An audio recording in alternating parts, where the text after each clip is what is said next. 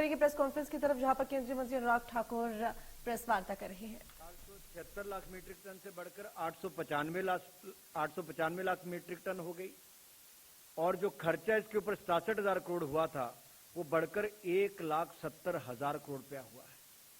यानी कि किसानों को 1,03,000 करोड़ रुपया ज्यादा मिला है।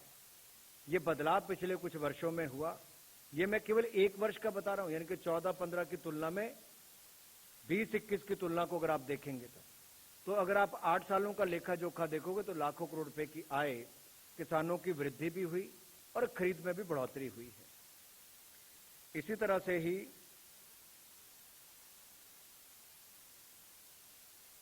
बाकी दाम मैंने आपको बता दिए। अगर आप तुलना चाहोगे तो मैं आप 2014-15 की तुलना से लेकर अब क्या दाम हुए हैं मैं वो भी आपके अगर चाहो तो जानकारी के लिए बता दूं। 2014-15 में तिल 4600 रुपए तो आज बढ़कर वो 7830 रुपए हो गए। मूंग 4600 रुपए तो आज बढ़कर 7755 रुपए इसकी एमएसपी होगी। आप कल्पना कर सकते हैं कितना बड़ा बदलाव आया है। यानी कि तिल 2014-15 में एमएसपी 4600 रुपए थी तो आज बढ़कर 7830 रुपया हो गई। मूंग 2014-15 में 4600 रुपए थी, आज बढ़कर 7755 रुपए उसकी एमएसपी दी जा रही है। सूरजमुखी बीज 3,750 रुपए थे, बढ़कर 6,400 रुपया हो गया है।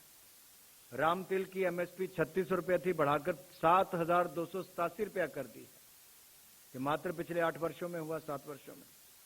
इसी तरह से कपास 3,750 थी तो उसको बढ़ाकर 6,080 रुपया एमएसपी कर दी है। 2014-15 में सोयाबीन 2,560 थी जो बढ़ाकर 4,300 रुपया कर दी है। तूर जो थी अरहर ये 4,350 रुपया थी 2014-15 में, ये बढ़ाकर 6,600 रुपया इसकी एमएसपी कर दी है। उड़द 4,350 रुपया जो बढ़ाकर 6,600 रुपया इसकी एमएसपी अब कर दी है। मूंगफली 4,000 रुपया थी, 5,850 इसके कर दी। इस तरह से मैं आपको बहुत सारे आंकड़े दे सकता हूं कि कैसे पिछले 8 वर्षों में मोदी सरकार के निर्णय किसान कल्याणकारी योजनाएं किसानों की आय बढ़ाने में और उनको राहत प्रदान करने में भी बहुत सफल सिद्ध हुई है।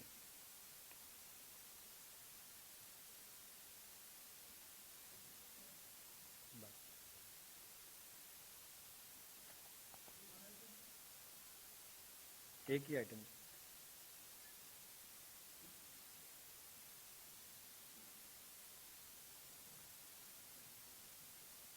हाँ ले सकते हैं question. Thank you, sir. We will now take some questions. Okay, 91.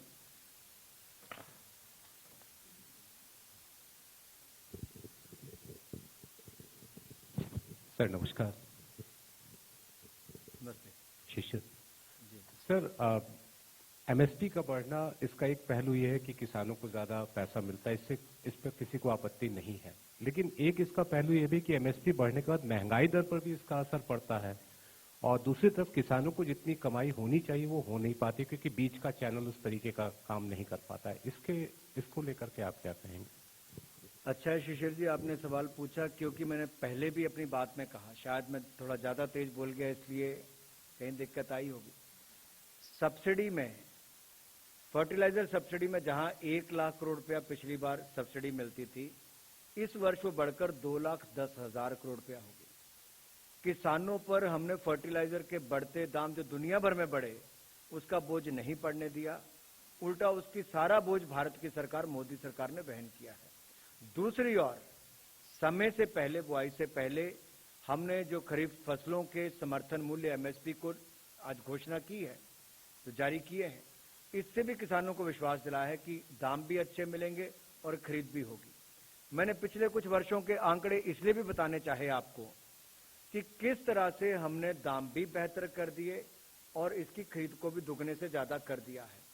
इसलिए किसानों को मैंने परसेंटेज वाइज भी बताया कि लागत प्लस 50% मुनाफा तो मिनिमम मिल ही रहा है, उससे ज्यादा भी 1.85 टाइम्स देने का काम भी मोदी सरकार के समय हो रहा है। अलग अलग फसलों में मैंने बताया, कहीं पे 1.75, कहीं पे 1.85, कहीं पे 1.59, तो ये भी सब हो रहा है।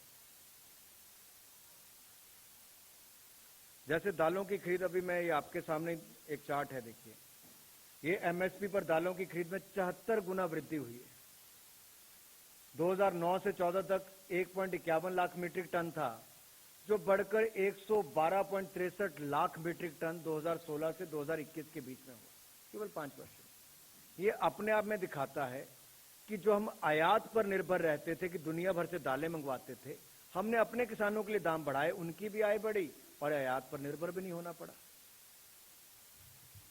Number 125. सर, आपने आत्मनिर्भरता की बात की और दाल का तो हम लोग देख रहे हैं, इसमें भी एक बड़ा रोल रहा है कि इंपोर्ट बहुत अच्छा हुआ है दाल। जो इंपोर्ट नहीं हो पा रहे उस दाल का प्राइस बढ़ रहा है, शायद आपको पता होगा, जैसे कि मसूर दाल है। और जब मैं ऑयल सीड की बात करें, हमने इस बार देखा कि जैसे इंडोनेशिया ने बैन कर दिया, हमारे यहाँ हाल खराब हो गई। So by when we can expect कि will be atmanirbhar in oil seed? Even now we are 65% dependent after 8 years of this government. देखिए, उसमें जैसे मैंने पहले भी कहा कि 11,000 करोड़ रुपए का तो हम पाम ऑयल की जगह अगर मैं बात कर रहा हूं, तो नॉर्थ ईस्ट के क्षेत्रों के लिए स्पेसिफिक तौर पर उस स्कीम को लाया गया है। एक फोकस्ड इंप्लीमेंटेशन, जैसे आपने हमारे बाकी प्रोग्राम्स में भी देखा होगा कि एक और टेक्नोलॉजी का उपयोग करते हैं और 100% सशक्तिकरण की ओर ये सरकार काम करती है। चाहे वो शौचालय की बात थी, बिजली की बात थी, बैंक खातों की बात थी, या पानी देने की बात हो, या पक्के मकान देने की बात हो। उसी तरह से आत्मनिर्भर भारत बनाने के लिए जहां बाकी सेक्टर्स में प्रोडक्शन लिंक इंसेंटिव स्कीम है, तो यहां पर एमएसपी जैसी स्कीमों का लाभ भी यहां किसानों को उसका लाभ है। दलहन तिलहन के मैंने आंकड़े आपको बताए, 72%, 72 गुना ज्यादा, परसेंट भी नहीं गुना ज्यादा वो खरीद की है। तो प्रोडक्शन हुई होगी तभी खरीद हुई। क्यों हुई? क्योंकि हमने दाम उसके बढ़ाने शुरू किए। लेकिन बदलाव देखिए, किसान बहुत तेजी के साथ अपने आप को बदलाव भी करता है, चैलेंज लेने के लिए तैयार भी रहता है। अगर मैं प्रधानमंत्री फसल बीमा योजना की बात करूं, बहुत कम 1.5 और 2% केवल पैसा खर्च करना पड़ता है और उनकी फसल को बीमा भी मिलता है। 1 लाख करोड़ रुपए से ज्यादा के मुआवजे उनको मिले। ये बदलाव हम लेकर आए। पहले 50% तक फसल नष्ट होती तब उसको कवर करते, अब 33% पर उसको किया है। तो किसानों के हितों की रक्षा वहां पर की गई है। जहां एक और फसल बर्बादी ना हो, उनका नुकसान ना हो, वो भी किया गया। एमएसपी के दाम भी बढ़ाए गए, उनको समर्थन मूल्य भी दिया गया और उनकी खरीद को बढ़ाने का काम भी किया। ये आत्मनिर्भर भारत बनाने की दिशा में ही कदम है। हम तो चाहते हैं जल्द से जल्द हो 26. और इसीलिए लाखों एकड़ भूमि जो सिंचाई योग्य नहीं भी थी, उस पर भी उसको सिंचाई योग्य बनाए, उस दिशा में भी हम लोग काम कर रहे हैं। फर्टिलाइजर्स में भी एक और नैनो फर्टिलाइजर की ओर जाने का काम कर रहे हैं, ताकि भाड़ा भी कम पड़े, खर्चा भी कम हो, और दूसरी ओर नेचुरल फार्मिंग को भी उतना ही बढ़ावा दिया जा रहा है ताकि फर्टिलाइजर्स की लागत कम हो सके। सर, मैं लक्ष्मण CNBC आवाज से। मेरा सवाल यह है कि सरकार ने जो ऐलान किया था कि किसानों की आमदनी दोगुनी करेंगे, उसके बाद लगातार एमएसपी में बढ़ोतरी की गई थी। इन एमएसपी में बढ़ोतरी के बाद उस लक्ष्य के कितने करीब हम पहुंच पाए हैं?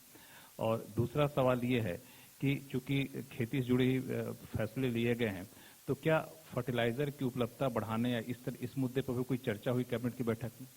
किस पे चर्चा हुई? फर्टिलाइजर की उपलब्धता बढ़ाने के लिए। देखिए, जहां दुनिया भर में फर्टिलाइजर का संकट था, हमने भारत में ऐसी कोई स्थिति पैदा नहीं होने दी। आपदा के समय भी जहां एक और आप सबके लिए भी और देश भर के लिए मुफ्त वैक्सीन उपलब्ध कराई, वहीं पर किसानों के लिए फर्टिलाइजर की कमी ना आए। रॉ मटेरियल की पूरी दुनिया भर में कमी है, उसके बावजूद देश के किसानों को फर्टिलाइजर की कमी नहीं होने दी। साथ ही साथ नैनो फर्टिलाइजर्स को भी लॉन्च कर दिया है और आगे भी हमारा प्रयास है कि उस दिशा में बहुत सारे कदम हमने उठाए हैं और उस दिशा में बहुत बदलाव भी देखने को मिल रहा है। फर्टिलाइजर मंत्री आपको उसमें और डिटेल में बता पाएंगे। लेकिन जो आपका पहला प्रश्न है, उस पे बारे में बताना चाहूंगा कि धान के लिए जो एमएसपी का भुगतान है, अगर आप उसकी तुलना भी करके देखेंगे तो 2007 से 2014 तक 2.58 लाख करोड़ रुपया खर्च हुआ और 2014 से 2021 तक बढ़कर 7,43,000 करोड़, तो 2,58,000। मध्य प्रदेश, छत्तीसगढ़ की हर खबर सीधे आपके मोबाइल फोन पर। अभी सब्सक्राइब करें हमारा चैनल और पाएं पल पल की खबर।